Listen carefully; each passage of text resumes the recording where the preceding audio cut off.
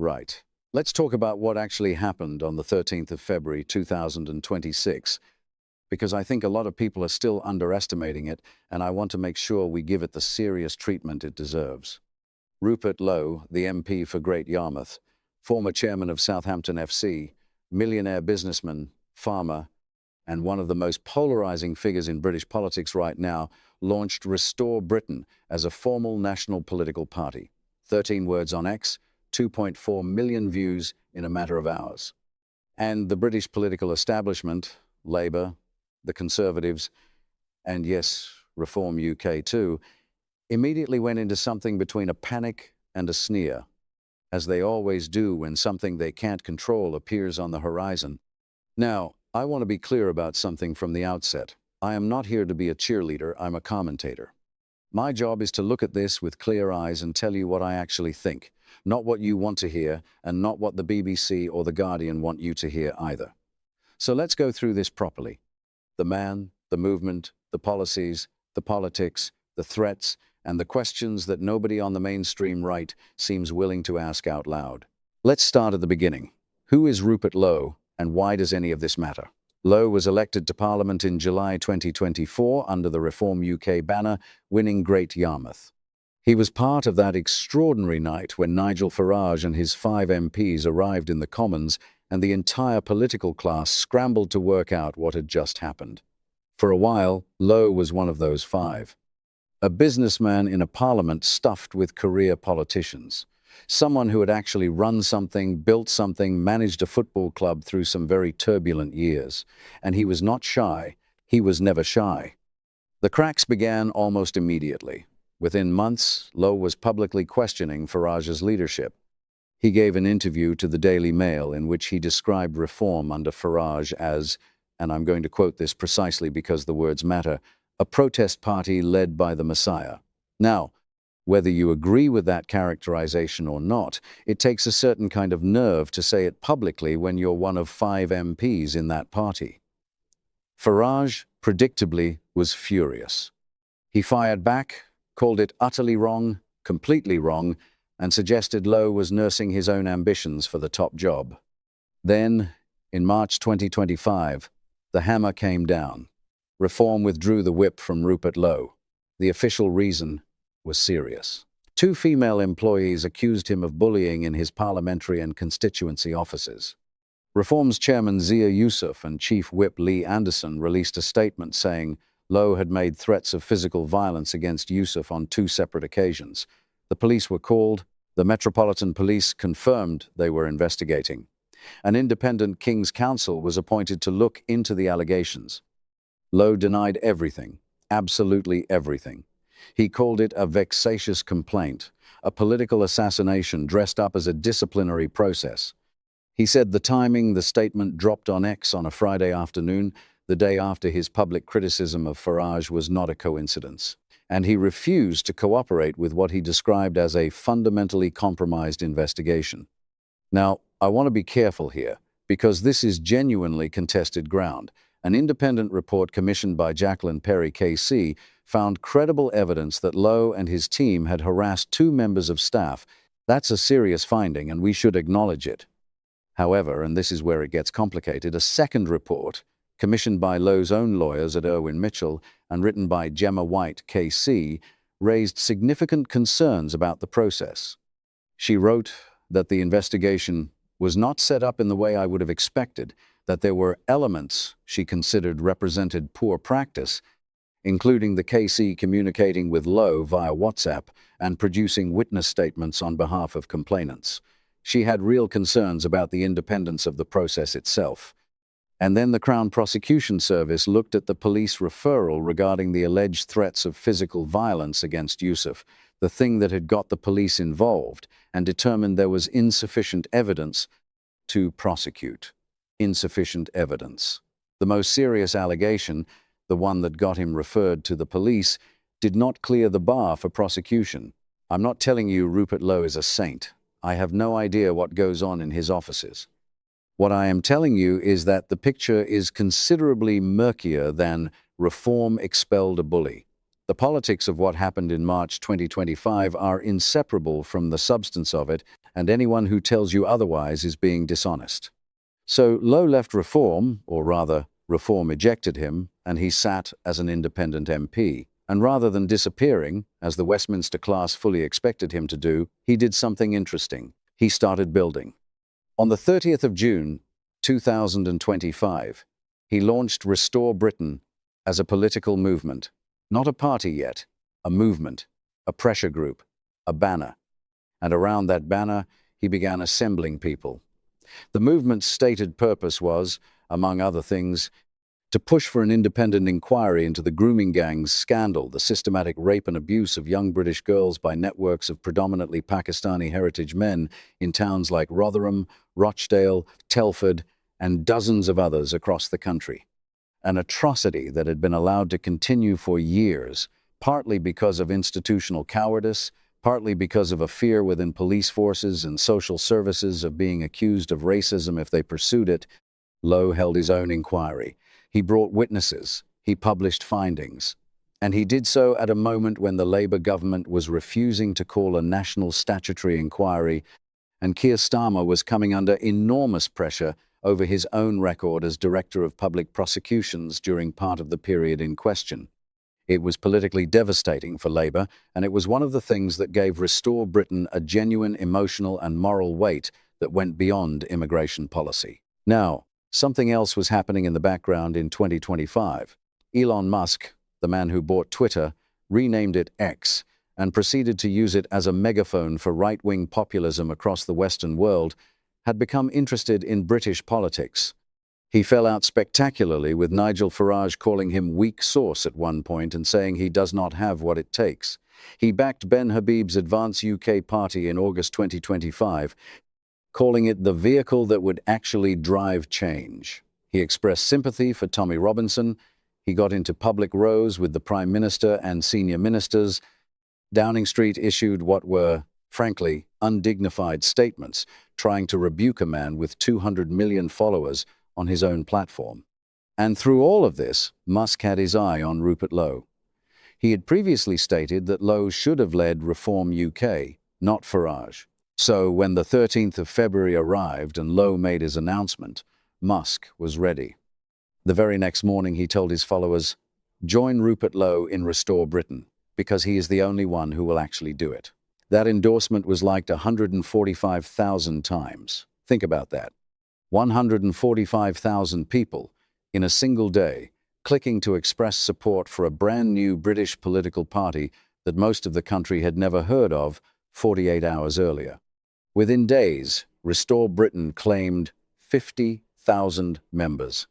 Within 2 weeks, they were claiming 100,000.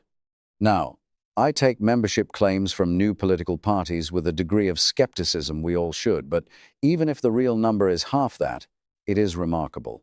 To put it in context, at 100,000 members, Restore Britain would be the fifth largest party in Britain by membership, behind Reform UK at 280,000, Labour at 250,000, the Greens at nearly 200,000, and the Conservatives at 123,000. Ahead of the Liberal Democrats, a party that has existed for roughly a fortnight. Their X account grew to over 300,000 followers. Videos being posted were generating millions of views. Americans who cannot vote in British elections and cannot legally become members of a British political party were reportedly donating money. The online energy around this thing was extraordinary. And then the first poll dropped. Find Out Now ran a Snap survey asking people how they would vote if a general election were held tomorrow and Restore Britain was on the ballot. 10% said they would vote for Restore Britain. Reform UK, which in the same polling firm surveys typically sits at 30% or above, dropped to 25%. The Conservatives dropped into the low teens. Labour stayed roughly where they were. Now, methodologically, snap polls of this kind have significant limitations. The sample sizes are small, the novelty factor inflates support for new parties, and frequent social media users, as one analyst put it, are massively overrepresented among early adopters of any insurgent political movement. But the direction of travel is unmistakable. There is a constituency of voters out there, a substantial one, who wants something to the right of Reform UK, who look at Nigel Farage and think, not enough. And Rupert Lowe is trying to capture them. Let me talk about the policies, because this is where I want to be both honest and fair. The Restore Britain platform is, by any reasonable measure, a hard-right program. There is no point dressing it up on immigration. Lowe has pledged to detain and deport every illegal migrant within 24 hours of identification. He wants to abolish the asylum system entirely, no more asylum claims, full stop. He wants net emigration, more people leaving Britain than arriving. He has said, publicly and without flinching, millions must go. He has called for visa routes to be closed for specific countries: Albania, Pakistan, Somalia, Eritrea, Afghanistan, describing it as discrimination based on evidence. He has said cousin marriages will be outlawed. He has promised a ban on foreigners voting in or standing for elections. He says Restore Britain will not field any Bangladeshi candidates. On culture and religion, the party wants to uphold what it calls Britain's Christian constitutional values. It has proposed banning the burqa, banning Sharia courts, and banning halal and kosher non-stun slaughter. It has called for an end to immigration from Islamic countries it deems culturally incompatible. On economics, Lowe wants to ban quantitative easing, which is an interesting and genuinely substantive policy position that almost no one is talking about. He wants to dramatically cut business regulation and taxation, get what he calls parasitic Britain, millions of healthy working-age people on benefits back into employment, and reduce energy bills. And yes, the party calls its premium membership tier the Cromwell Club, named after Oliver Cromwell. Make of that what you will. Now, how do I, as someone who considers himself broadly conservative, view all of this? Let me start with what I think Restore Britain gets right. The immigration question is not fringe anymore. It is the central question of British politics, and it has been for years, and the political class spent years pretending it wasn't. The numbers are real. Net migration in the years leading up to this moment has been running at levels that fundamentally change the character of communities, strain public services, and this is the part that politicians on both sides refuse to say, plainly undermine the social trust that makes a functioning liberal democracy possible. You cannot have a welfare state and open borders. You cannot have social cohesion without shared culture. These are not extreme positions. They are things that virtually every serious social scientist acknowledges privately, and almost none of them will say publicly. The grooming gangs inquiry is, in my view, Restore Britain's most powerful moral argument. These were British girls, predominantly from working-class white families, who were raped, trafficked, and abused on an industrial scale. And the institutions of the British state, police, social services, local councils, the Crown Prosecution Service under Keir Starmer's leadership failed them, not through incompetence alone, but through a deliberate, cowardly decision to prioritize community relations over child protection. That is an outrage. It demands accountability, and the political establishment's continued reluctance to have a full statutory national inquiry into it is, I think, one of the reasons why parties like Restore Britain find an audience. The frustration with Reform UK that Lowe is tapping into is also real. Farage is a political genius in many ways. He has moved the Overton window on immigration more than any single politician of his generation. But there is a legitimate question about whether Reform UK is now becoming what it once criticized, a party more interested in positioning and polling than in actually delivering. The arrival of wave after wave of former Tory ministers as reform candidates has given Lowe a genuine point of attack. These are the people who were in government, who had the power, and who did nothing. Why would you trust them now? So the emotional logic of Restore Britain is coherent. The anger it represents is real and, in many respects, justified. But here is where I want to push back, because I think there are serious questions about Restore Britain that its supporters either cannot or will not answer, and I think those questions matter. The first is about viability. Britain's electoral system, first past the post, is brutally unkind to new parties. The Liberal Democrats spent decades and tens of millions of pounds building their infrastructure before they won significant representation. UKIP, despite getting 4 million votes in 2015, won one seat. 1. The SNP succeeded because Scotland is geographically concentrated and they had 30 years to build. Restore Britain, right now, has one MP, Rupert Lowe, and he is planning to stand in Great Yarmouth under a local party, Great Yarmouth First, which is partnered with Restore Britain. The umbrella model partnering with local parties is innovative, but it is also untested, and it creates real questions about coherence, discipline, and accountability. The second is about the coalition Restore Britain is assembling. And this is where I have to be direct, because I think some of the people cheerleading for this party are not being honest about who else is cheerleading for it. Hope not hate, and yes, I know. They are not neutral observers, but their analysis of the Restore Britain coalition is worth engaging with rather than dismissing. They note that the party's early supporters stretch from people sitting just to the right of reform all the way to what they describe as open fascists. Katie Hopkins has endorsed it. Carl Benjamin, the YouTuber known as Sargon of Akkad, who ran for UKIP in 2019 and became notorious for a deeply offensive comment made to a female MP, has joined. Various figures from the more extreme fringes of British nationalist politics have been enthusiastic. Now, Rupert Lowe has not endorsed those people. He has not shared a platform with Tommy Robinson. He has positioned Restore Britain as civic nationalist rather than ethnic nationalist. But the question of who is in your tent matters. Because if you build a party that attracts fascists alongside conservatives, you will eventually have to choose, and that choice will define you.